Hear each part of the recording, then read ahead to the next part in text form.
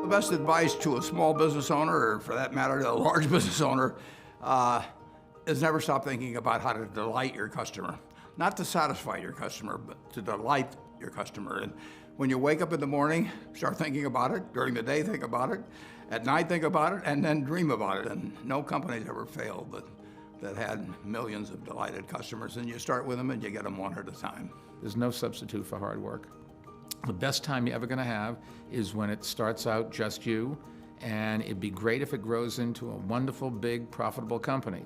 But you're never going to be happier and more satisfied than you are in the first year or so of getting your business going, because you do every single thing. You sweep up when everybody goes home, you're the first one in, you plug in the coffee pot, so when your people come in, they have hot coffee and can get straight to work. You work through lunch, set an example for them, but there's no substitute for hard work. People say luck, yes, but the harder you work, the luckier you get.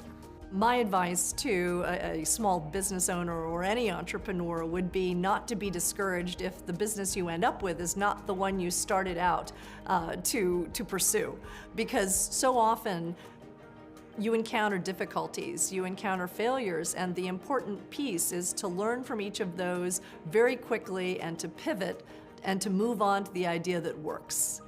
Of course, you have to be close to your products, close to your customers, and think about them. That's the most important, but don't forget to think about your business, what your plans are, what you want to do next, how to take your business to the next level. Again, think about being in your business, but think about your business as well.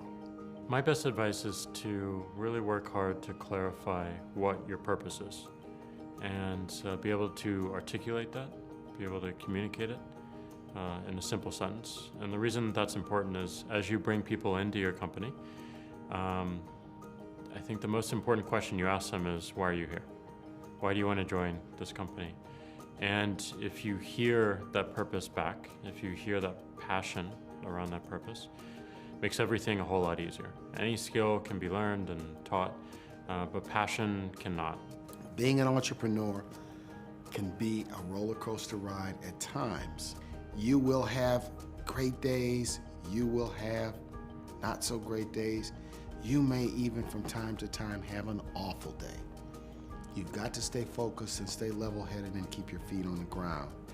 Companies that do well at some level, even though it may not be written down on a piece of paper, need to have kind of a clear strategy of why they're different, why they're adding value, why they're producing something special that customers need and that they're not getting now. So I think if there's a clear sense of strategy and you can get all the people aligned around that, then you get a lot more power than if you're just scrambling and working harder and harder and without that clear direction. So that's my one piece of advice.